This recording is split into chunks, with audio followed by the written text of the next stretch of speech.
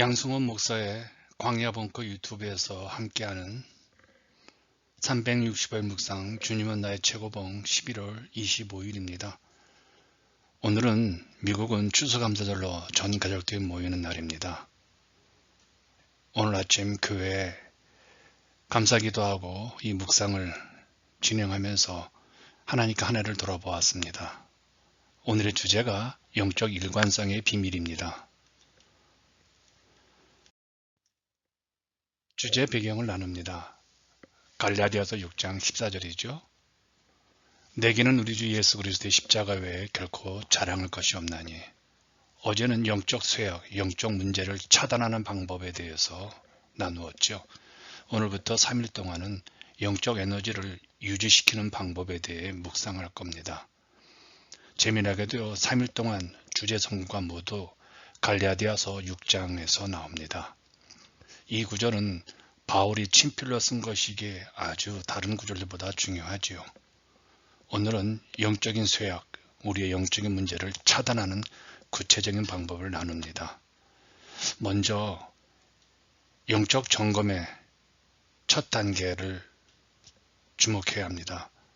우리가 무엇을 믿고 있는지 정확하게 점검하는 것이죠. 그리고 다음 단계, 두 번째 단계는 십자가와 관계없는 내가 소중히 여기는 모든 신념일지라도 다 버려야 합니다. 영적 일관성, 아주 중요한 이야기를 챔버스가 하고 있죠. 이 말을 자주 사용했습니다. 영적 일관성이란 하나님께 기반을 두고 어떤 외적 환경에도 영향을 받지 않는 것이죠. 사람이 처음에 거듭날 때는 이런 일관성이 없습니다. 사람들에게 또한 상황들에게 어려움에 우리의 알 수 없는 감정이 나타나서 막 흔들리죠. 또한 우리는 오래 예수를 믿으면서 나타나는 나쁜 증상입니다. 예수 믿기 이전에 외적인 그런 어떤 화려한 일관성 위에 십자가의 장식을 갖다 붙이려는 그런 모습도 있죠. 챔버스가 이렇게 말을 합니다. 우리는 대부분 외적인 일관성에 더 많은 관심을 가지고 있기 때문에 영적인 일관성을 유지하지 못합니다. 여기 말하는 외적 일관성이란 우리가 거듭나기 전에 중요하게 생각했던 것들입니다. 그런데 거듭난 다음에도 우리가 되고 싶어 하고 또 하고 싶은 일들을 위해 애쓰는 이런 모습들은 외적 일관성을 유지하는 것이라는 것이죠. 바울의 일관성을 살펴봅니다. 바울에게는 강하고 견고한 일관성이 있었죠. 그의 밑바닥에는 하나님께 뿌리 내리고 하나님을 기반으로 삼았기 때문에 그의 외부적인 삶에 많은 변화가 있어질지라도 그 변화는 바울에게 아무 영향을 끼치지 못했습니다. 바울은 깊은 지하 감옥에서 실패자처럼 살았습니다. 그런데 그를 죽이려고 비방하고 떠벌리는 비방자들은 높은 화려한 층에 살았죠. 이런 상황, 이런 외부적인 것을 보면 바울은 흔들려 하는데 그는 감옥에서도 여전히 흔들리지 않는 삶을 살았죠. 어떻게 이럴 수 있을까요? 바울이 고백했습니다. 갈라디아서 6장 14절이죠. 내게는 우리 주 예수 그리스도의 십자가 외에 결코 자랑할 것이 없나니. 그래요. 그의 마음 중심에는 아주 강하고 견고한 믿음의 일관성이 있기 때문에 그는 영적 일관성을 유지할 수 있었죠.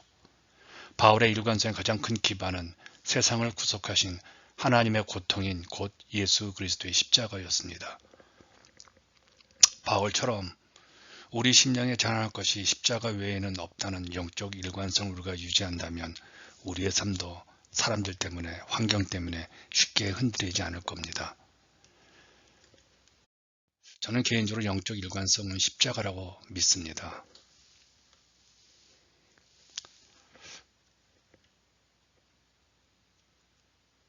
우리가 무엇을 하든지 우리를 위해 십자가를 지신 주님의 구속의 은혜를 잊어버리면요. 어느 순간 우리 자신의 욕망에 사로잡혀 무엇인가를 열심히 하고 있는 우리 자신을 발견할 겁니다. 그때의 열심은 교회를 죽이고 우리를 죽이죠.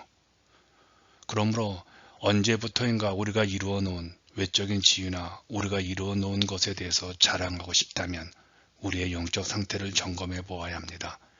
우리 안에 십자가 외에 자랑할 것이 없을 때 영적 일관성이 유지되는 것입니다. 그러므로 우리에게 정말 중요한 것은 십자가에 근거한 믿음의 확신입니다. 그래서 이렇게 말하고 싶습니다. 영적 문제의 열쇠는 십자가다. 우리가 문제를 점검하는 것은 해결책을 찾아야 하기 때문에 그렇죠. 그렇다면 우리의 모든 문제 해결의 열쇠는 십자가라는 겁니다. 챔버스는 우리가 늘 십자가에서 묵상하기를 권면하죠. 당신이 믿는 바를 당신 자신에게 전부 다시 말해 보십시오. 그 후 그 믿는 바를 가능한 많이 제거하고 오직 그리스도의 십자가의 기반으로 돌아가십시오. 오늘 정직하게, 솔직하게 우리의 내면을 들여다보길 바랍니다. 우리는 무엇을 믿고 있습니까? 하나님을 믿으면서도 우리가 의식하는 사람, 환경, 그 것들은 무엇입니까? 예수께서 부자 청년에게 하셨던 말씀을 기억해야 합니다. 주님을 따르고자 했던 그 부자 청년에게는 한 가지 부족한 것이 있었지요. 물질이 문제였습니다. 그 한 가지 문제 때문에 영광스러운 주님을 따르지 못했습니다. 우리가 오늘 하찮게 생각하는 것일지라도 오로지 그것이 주님을 의지하는 데 방해가 되는 것이라면 버리셔야 합니다.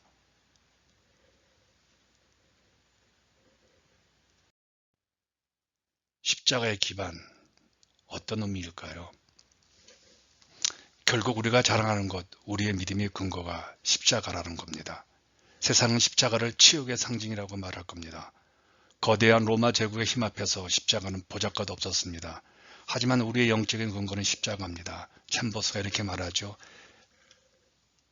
십자가는 세상의 역사에서 볼 때 가장 사소한 사건입니다. 그러나 성경의 관점에서 보면 이 세상의 모든 제국들보다 더 중요합니다. 바울의 고백입니다. 고린도전서 1장 21절과 23절이죠. 하나님께서 전도에 미련한 것으로 믿는 자들을 구원하시기를 기뻐하셨도다.